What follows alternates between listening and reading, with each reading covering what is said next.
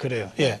부대변인께서 정말 저에게 아주 이렇게 이야기를 할 수 있는 좋은 기회를 주셨습니다. 바로 3천만 원 논란에 대한 부분과 현황의 건인데요. 예. 자, 우선 3천만 원 논란 이 건은 제가 국가에서 나오는 돈이 아닌 정말 전 이번 총선을 통해서 제 인생을 다 걸었거든요. 그리고 제가 가진 것을 다 걸고 한 것입니다. 결국은 3,400만 원 썼습니다. 정말 줄이고 줄여서 3,400을 쓰고. 선거 비용 총액이 3,400만 원이었습니까? 하지만 이제 선거 중간에 그렇게 400만 원 정도가 오버된다는 것을 알고 있었기에 이런 것을 커밍아웃을 하는 게 맞다고 생각을 해서 중간에 그렇게 한 것이었습니다. 그런데 이것이 아주 공약 파기와 거짓말 논란으로 아주 그렇게 묻혀버렸습니다.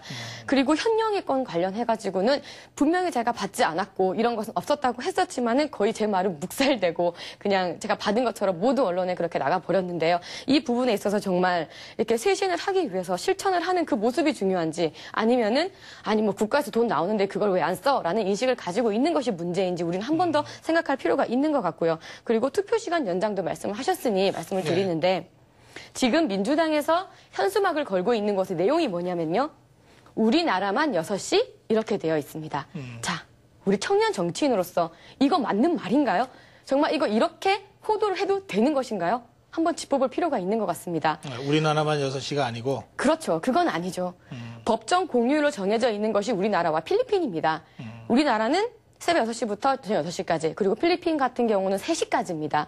그러니까 가장 어떻게 보면 투표를 할 수 있는 기회를 많이 주는 것이 우리나라라고 볼 수 있고요. 마치 그것을 우리나라만 6시로 해서 시간을 안 주고 투표를 못하게 한다라는 인식을 줄 수 있는 그런 선거 구호는 정말 허울 좋은 포장에 불과하지 않는다라고 생각을 합니다. 선거 시간 관련해서는 발언을 좀 하실 지금 사실은 뭐 현수막 가지고 논의를 한다는 것 자체가 사실 그렇게 되면 저쪽에서도 좀 할 말이 많거든요. 뭐 내년부터 반값 등록금, 뭐 새누리당은 그런 현수막을 걸고 있는데요. 그렇게 따지면 그것도 뭐 진실일지 거짓일지 그런 거 다 따져봐야겠지만 사실 뭐 6시 같은 경우에는 우리나라가 공휴일이긴 하지만 우리나라는 임시 공휴일입니다. 그래서 뭐 완전 빨간 날은 아니잖아요. 그래서 어떤 뭐 중소기업이라든지 아니면 작은 회사들은 쉬지 못하는 경우가 많고요. 그리고 지금 당장 우리나라에서 뭐 투표를 하지 못하는 비정규직이 64%가 된다고 하는데 그런 분들이 국민이 요구를 하고 있습니다. 사실 우리 당 쪽에서도 처음에 조금 조심스러웠던 부분이 뭐냐면 우리 당에서 투표 시간을 연장하자고 하면 새누리당이나 뭐 국민들이 봤을 때 뭐 우리 당한테 이득이 되니까 그런 행동을 하겠지라고 생각을 할까봐 사실은 좀 조심스러웠던 면도 있습니다. 하지만 지금 뭐 국민들이 뭐 계속 적극적으로 뭐 시청 광장에 모이고 서명 운동을 하고 온라인에서 또 참여를 하시고 이런 모습을 보면서 이게 민주당에서 하는 캠페인이 아니고요. 지금 투표 시간 연장 운동은 국민이 원하는 것이고요. 국민이 명령하고 있는 것이라고 생각합니다. 네, 저는 그렇게 생각합니다. 민주당이 언제부터 그렇게 투표를 정말 신성하게 여겼나요? 지난 작년에 무상급식 때는 우리에겐 투표를 할 권리도 있지만 투표를 안 할 권리도 있다라고 하면서 말장난하지 않았나요? 투표를 아주 나쁜 투표라고 매도했었습니다. 그러면 자신들의 유불리에 따라서 그때는 나쁜 투표고 지금 아주 신성한 투표다라고 말하는 것은 어불성설이라고 생각을 합니다. 그리고 분명히 말씀드리지만 투표율에 관해서는 올 초에 여야가 합의를 해서 투표율을 높이기 위한 가장 국민이 많이 바라는 약 58% 여론을 지지를 얻는 것이 바로 어느 곳에서 전국 어디에 있으나 투표를 할 수 있는 그 제도였습니다. 그래서 그것부터 통과를 시키고 차츰차츰 투표율을 제고를 위해서 하자. 심지어 2009년에는 저희 새누리당에서 투표를 24시간 하는 법안을 발의를 했습니다. 그때는 왜 이 법안이 사장되게 두셨나요? 그렇게 두고 지금 선거가 며칠 남지 않은 이 상황에서 투표 시간 연장을 하자며 집회를 하고 서면 운동하는 거는 이것이야말로 엄연한 사전 선거운동이 아닌가요? 그래요. 그 투표 시간 연장 논란은 지금 뭐 한 3주째 계속되고 있는 이슈인데요. 이건 앞으로도 계속될 것 같네요. 그 아까 선거 비용과 관련해서 억울하다 그러면서 쭉 설명을 하셨는데 직접 경험을 하셔서 제가 그 대목을 좀 한 번 더 짚어보겠습니다. 결국 3천만 원으로 선거하겠다고 약속했는데 그 약속은 못 지키셨고 400만 원을 이제 더 썼어요. 그런데 그때 상대가 문재인 후보였잖아요. 4.12 총선 때 얘기입니다. 그 문재인 후보가 그때 선거 비용과 관련해서 뭐 국고보조금 나오는 거 왜 안 쓰냐 이런 식의 발언을 했습니까? 네, 제가 그때 MBC 토론을 나갔을 때 제가 3천만 원 공약으로 많이 곤욕을 치르고 있을 때였습니다. 그래서 문재인 후보님께서 아니 국가에서 쓰라고 준 1억 9천이 있는데 그거를 왜 안 쓰고 굳이 이렇게 3천만 원 공약을 하시냐고 물으시더라고요. 제가 그때는 차마 이렇게 말씀을 못 드렸는데 1억 9천은 국가 혈세 아닙니까? 그리고 제가 하고 싶었던 것은 그렇게 3천만 원 액수가 중요한 것이 아니라 정치 비용을 많이 줄이면서 정치 쇄신을 하자는 것이 저희 궁극적인 목적이었습니다. 하지만 저희 그런 궁극적인 목적은 저기 두시고 왜 그것을 3천만 원이 아니라 3천 몇백만 원 더 썼냐라는 것을 이제 말씀하셨거든요. 그리고 안철수 후보님께서 지금 반값 선거 비용을 말씀하시고 계십니다. 그러면서 선거 비용을 어떻게 썼는지 다 오픈을 하겠다. 제가 4.11 때 가계부를 쓰면서 제 블로그에 다 올렸던 그런 내용이거든요. 그러면서 그때도 문재인 후보님께 말씀을 드렸습니다. 우리 같이 깨끗한 선거를 위해서 선거 비용 다 오픈하자. 근데 그거에 대해서는 묵묵부답 아무 반응이 없으셨습니다. 근데 지금은 어떻게 될지 좀 궁금합니다. 그래요. 그러면 그때 총선 때도 뭐 반값이 아니라 최소한의 비용으로 선거를 치렀으니까 지금 안철수 후보가 선거 비용 반값으로 하자는 문제의식에 대해서는 손수첩 위원장은 동의하시는 것 같네요. 네, 저는 전적으로 안철수 현상에 대한 아주 공감하는 부분이 많이 있습니다.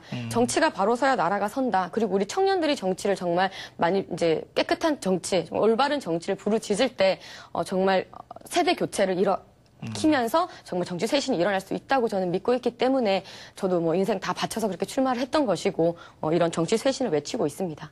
그래요. 어떻게 생각하세요? 선거비용 반값을 문재인 후보는 지금 받고 있나요? 그 제안을? 지금 우리 문재인 후보님께서는 지금 문재인 펀드를 모집했습니다. 그래서 200억 정도를 모집을 했는데요. 네. 56시간 만에 200억을 모집을 했고요. 그 펀드는 다시 이제 국가 보조금이 돌아오면 이제 3.09%의 이자로 통해서 국민들에게 돌려주는 그런 지금 문재인 펀드를 하고 있고 안철수 펀드도 오늘부터 이제 안철수 펀드가 모집이 되고요. 이렇게 국민들에게 어떻게 보면 혈세라고 하셨는데 그런 부분 맞습니다. 그래서 국민들에게 받은 돈을 또 다시 또 이자로 국민들에게 다시 돌려드리는 그런 펀드 정책을 하고 있고요. 네, 그렇습니다. 안철수 펀드가 시작됐기 때문에 안철수 펀드를 위해서 문재인 펀드는 당분간 모집을 중단한다고 설명을 하더라고요. 네, 지금은 예약 접수만 받고 있고요. 실질적으로 돈을 받고 있지는 않습니다. 왜냐하면 사실 어떻게 보면 우리 당에서는 뭐 사람이 먼저다 이런 것도 얘기를 했었지만 이번만큼은 안철수 후보 펀드가 먼저다. 왜냐하면 안철수 후보님께서는 뭐 정당이 아니기 때문에 이런 뭐 펀드라든지 아니면 그런 뭐 후원금으로 밖에 선거를 치르실 수 없게 되기 때문에요. 그래서 일단 그런 차원에서 우리 당에서는 결정을 했습니다. 그러면 두 후보가 반값으로 대선 치르자고 하는 데는 지금 합의를 한 상태입니까? 아닙니다. 그 부분은 이제 더 아니고요? 논의가 진행될 것으로 예상됩니다. 민주통합당 문재인 후보 캠프에서 지금 논의 중입니까? 뭐 두 캠프에서 함께 논의를 해야 될 상황이라고 생각합니다. 예. 네. 이 펀드라는 부분도 사실 얼마나 좋은 겁니까? 그리고 국민으로부터 많은 지지를 받는다는 증명일 수도 있고 저가 선거를 할 때도 문재인 후보님께서 정말 후원금이 정말 금방 이렇게 거치시더라고요. 하지만 이 펀드라는 것이 문재인 안철수이기 때문에 가능하다는 생각을 저는 또 한번 해봅니다. 정치 쇄신이 문재인 안철수만 쇄신하면 되는 건가요? 정치 전체가 쇄신이 돼야 되고 정말 돈 없는 신인 같은 분들도 할 수 있는 그런 환경을 만들어 주는 것이 중요하지. 그 인기 많으신 분들은 펀드 당연히 그렇게 하실 수 있죠. 하지만 제가 처음에 공천을 받고 처음에 출마할 때는 펀드 상상도 못했습니다. 그래. 이런 현실이 또 한편에 있는 것 같아요. 정치 신인들한테는 그게 펀드가 됐건 뭐가 됐건 굉장히 어려운 거 아니에요? 그 비례대표로 출마하셨지만 그래도 경선을 거쳤었는데 그런 어려운 점 같은 거 좀 없었어요? 저는 그게 기존의 정치인들과 또 청년들의 다른 모습이라고 생각합니다. 차이가 될 수 있다고 생각을 하는데요. 저 같은 경우도 돈이 굉장히 없었어요. 선거 비용이 없었는데 그게 어떻게 보면 능력이라고 할 수 있겠죠. 비디오 같은 것도 저도 뭐 동영상을 제작하고 뭐 이렇게 제출을 했어야 됐는데 제가 업체에 물어보니까 400만 원 견적을 달라고 하더라고요. 그래서 뭐 이제 스튜디오 빌려서 찍고 이러는 것.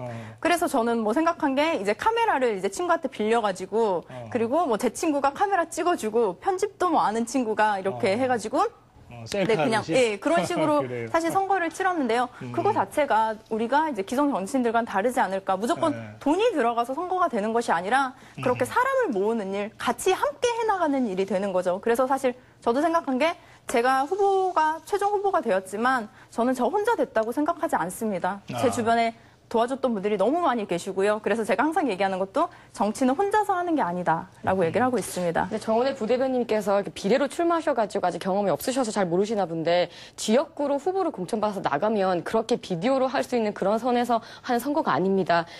공식적으로 선거를 했을 때 선거 공보도 만들어야 되고요. 트럭도 필요하고 여러 가지 공식적으로 해야 되는 것이 많습니다. 현수막이라든지요. 정말 어마어마한 비용이 듭니다. 그래서 그런 비용들을 줄여가면서 어떻게 할 수 있는 방법이 없을까를 고민하면서 하는 것이 진정한 어떤 이렇게 보면 정치 쇄신의 과정이고 정말 줄여가는 청년의 모습이라고 생각을 합니다. 그리고 그 어마어마한 비용은 그렇기 때문에 국가에서 보조금이 나오게 되는 것이고요. 이번 대통령 선거에서도 정당 보조금이 350억이 뭐 양당을 포함해서 지원이 됩니다. 예. 그렇기 때문에 우리 쪽에서는 또 주장하는 게 그걸 국민에게 돌려주고 싶다면 투표 시간 연장을 하고 그 돈에 드는 게 뭐 지난번에도 말씀드렸지만 40억이든 100억이든 그럼 그 정당 보조금에서 국민들에게 네, 돈을 이렇게 다시 돌려드리자라는 입장이기도 하고요. 근데 계속 보조금 하시는데 이 보조금이 그렇게 국가에서 뻥 하고 떨어지는 그런 돈이 아닙니다. 그리고 투표 시간 연장이 뭐 몇 억이 들든 100만 원이 들든 만 원이 들든 그것이 돈의 문제는 지금 아니라고 봅니다. 어떻게 보면 하나의 의회 정치 속에서 우리가 같이 의논을 해가지고 그 방법을 논의한 다음에 입법을 하는 절차 속에 있는 내용이지 돈이 얼마나 드냐는 문제는 열외인 것 같습니다. 그래요. 시간이 한 5, 6분 정도 남았는데요. 그 정책과 관련된 질문 제가 한두 가지만 좀 더 드리고 싶어요. 그러니까 새 후보가 좀 비슷비슷한 정책도 총론 차원에서 보면 있지만 또 유심히 보면은 차이가 나는 부분들도 많거든요. 그러니까 차이가 나는 부분들과 관련해서 한두 가지 좀 정책 이슈를 좀 짚고 싶은데 교육 분야를 좀 질문 드릴게요. 박근혜 후보는 일제고사 유지를, 문재인 후보는 일제고사 폐지를 주장하고 있죠. 그러니까 이게 이제 전혀 다른 입장이라서 제가 이런 이슈는 좀 토론해 볼 만하다 생각을 하는데 어느 분이 먼저 주장해 보시겠어요? 네, 우선 박근혜 후보님께서 유지가 아니라 초등학교만 폐지하는 입장이십니다. 초등학교는 폐지. 일제고사를 폐지하고 중고등학교는 둔다라는 입장이신데 저는 궁극적으로 그렇게 생각을 합니다. 시험을 없애는 것이 능사가 아닙니다. 그리고 시험이라는 일제고사를 가지고 학생도 나의 수준을 알 수가 없고 만약에 폐지가 되면요. 학부모도 알 수가 없고요. 그리고 선생님도 알 수가 없는 이런 상황에 놓이게 되면 굉장히 오히려 불안함이 더 증가됩니다. 노무현 정부 때 어떻게 보면은 닥치고 평등, 정말 다 교육도 평등하자라는 그런 프레임 속에서 많이 교육 정책이 진행이 됐는데 문재인 후보님도 지금 그런 프레임 속에서 진행을 하고 있는 것으로 알고 있습니다. 그때 학생들이 찍은 그 영상 중에 죽음의 트라이앵글이라는 게 있습니다.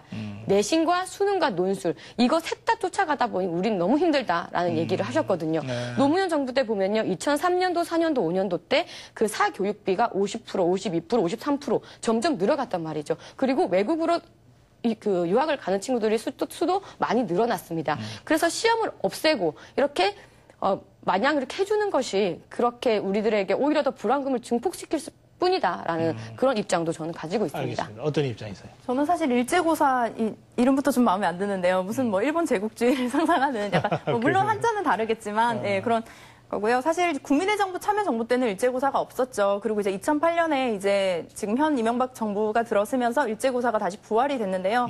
사실 문제가 많이 있습니다. 괜히 소모적인 경쟁을 유발한다는 얘기도 많고요. 사실 일제고사를 하기 때문에 좀 문제되는 점이 있어요. 예를 들면 그 성적을 학교별로 공개를 하기 때문에 학교에서 성적을 조작한다는 그런 폐단이 있을 수도 있고요. 특히 그 평균 점수를 떨어뜨린다는 이유로 예체능이라든지 뭐 그런 부분에 있는 친구들은 아예 일제고사를 보지도 못하게 한다든지 예, 그런 지금 또 문제점들도 있습니다. 그렇기 때문에 우리나라 지금 청소년들이 자살률이 1위입니다. 죽는 사망 원인 1위가 자살률입니다.